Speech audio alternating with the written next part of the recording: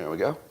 And Lao Tzu said many years ago, he said, watch your thoughts because your thoughts become words. Watch your words because your words become actions. Watch your actions because they become habits. Habits become your character. And your character is destiny. Now, I'm going to update this. Lao Tzu was a very smart guy, apparently. But he was smart before we discovered how to make AI work. So there's something we have to update on this. Words and thoughts, turns out, are the same thing. Whoops. So AI taught us, the large language models, that all you had to do is look at the pattern of words, and if you applied the right technology to it, just the word use alone would produce intelligence. But before that, we imagined we had some kind of, reason and thoughts and stuff that was independent from our words. But AI kind of put the lie to that, which is something, by the way, hypnotists have known forever. Hypnotists know that the words are what are activating you. The thoughts are really word combinations because we think in words. Right? Your thoughts right now, your private thoughts, are in words. If you were to change those words, what would happen? Well, if you change the words, so I'm going to treat words and thoughts as one thing because AI taught us that, right? So if you change your words, you're going to change your actions because that's how you're built. That's the only way it can work.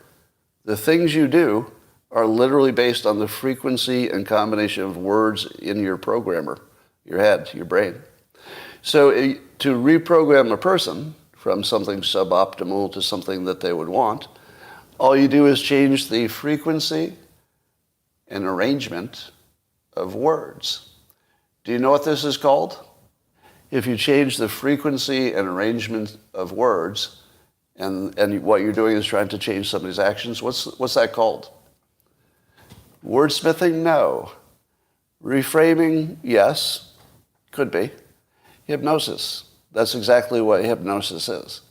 Hypnosis is not, a lot of people, if they watch movies, they think it's about the watch this clock.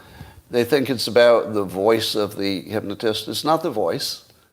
It's not the mannerisms, although those are helpful parts of the process. It's actually the frequency and the arrangement of words. That's hypnosis. That's it. That's enough to change somebody's entire brain and their actions, their habits, their character, and then their destiny. So if you could optimize the words in your head, blah, blah, blah. Let me give you a real concrete example. The other day I was showing this to somebody, and the person said that they were working on a problem. They had a fear of rejection. Right? They were considering doing something. It was somebody considering an action which would have been almost certainly good for them. Right? A very obvious, just a really obvious thing to do that would be good for you, but couldn't get the action right because of a fear of rejection. That, ladies and gentlemen, is word poisoning. You say to yourself, well, there's some bad thoughts there. No, words are thoughts. Words and their combinations and their frequency is your thoughts. There's no difference. Once you get that, you unlock this power. Until you understand that your words are a programming language that you can change on your own, you don't have access to the stack, right? And then when I heard the person say to me, fear of rejection, I had this thought.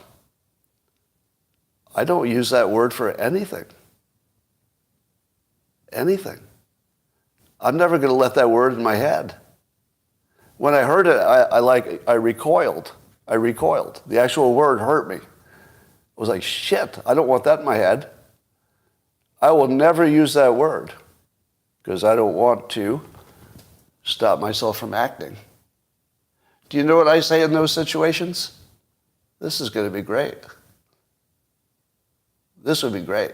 Because keep in mind that in all of the situations I'm talking about, mine or anybody else's, people know what they're supposed to do. Am I right? Don't people almost always know what they're supposed to do? It's just hard to do it. And the reason it's hard is because you don't have your words right.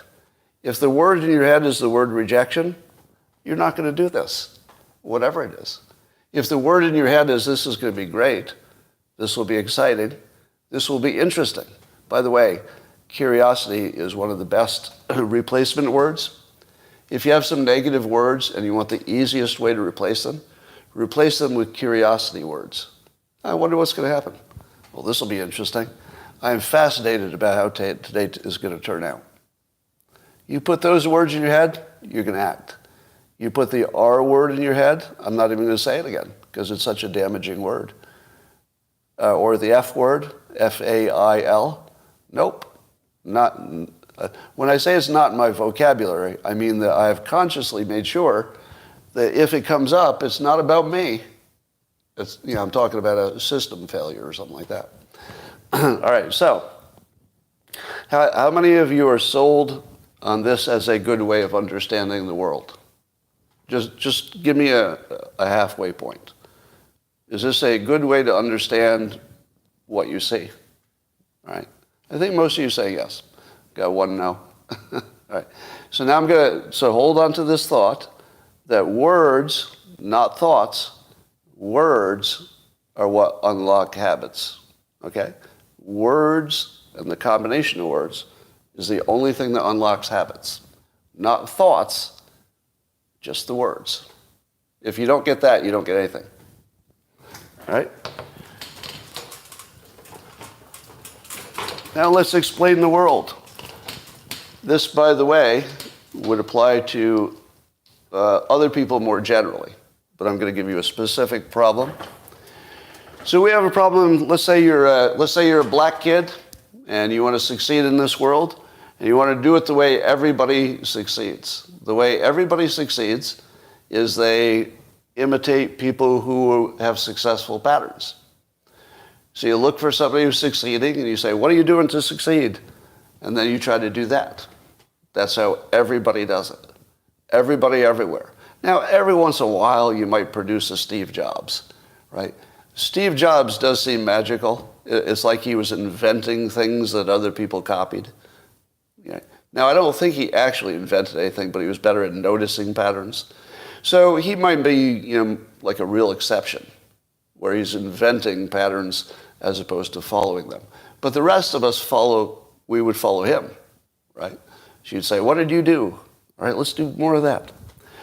But because we have an industry that tells you that, these all have something in common. The DEI, the CRT, the ESG, one thing they have in common is the words. That there were slaves, there is systemic racism, there's black and there's white, and that there is a oppressor class and an oppressed class. Those would be, that's an example of the words, right? So don't think too hard about the specific words, but you would agree that all of these ideas, these concepts, are built on words. You agree so far?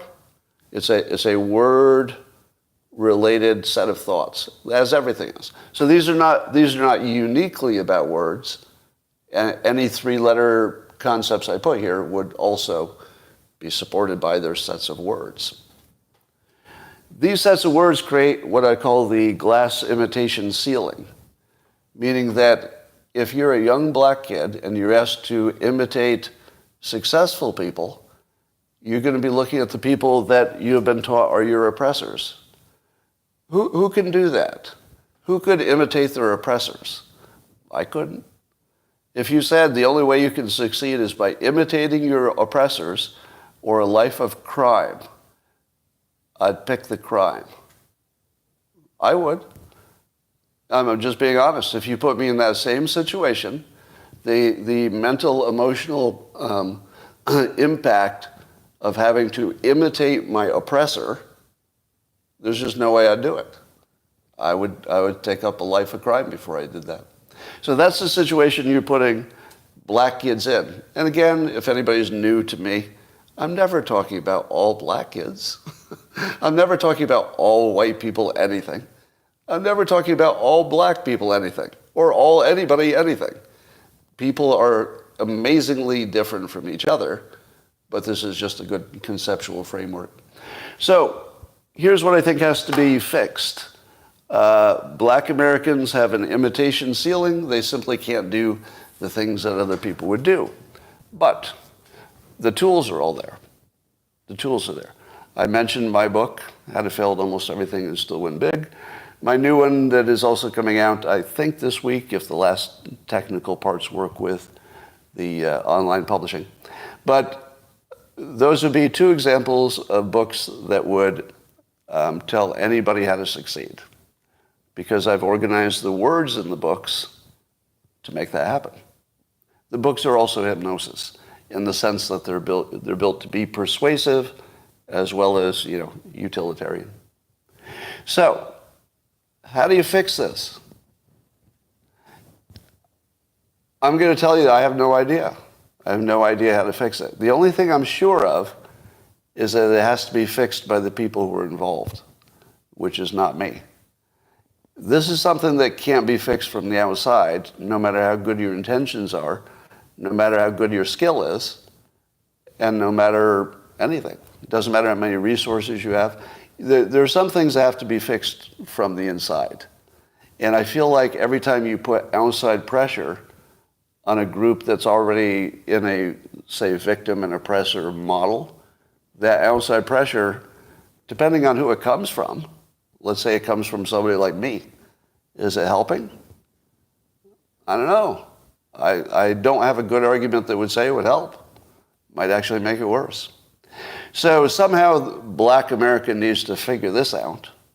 How do they either create enough black successful people or stories about them so that young black kids have lots of role models that they can imitate? But this is the basic setup. You don't know how much of your problem is systemic racism until you deal with the fact that people are not pursuing individual success because they feel like it's denied to them, or where it would be unpleasant to copy somebody. So that's my understanding of the world. Did it help?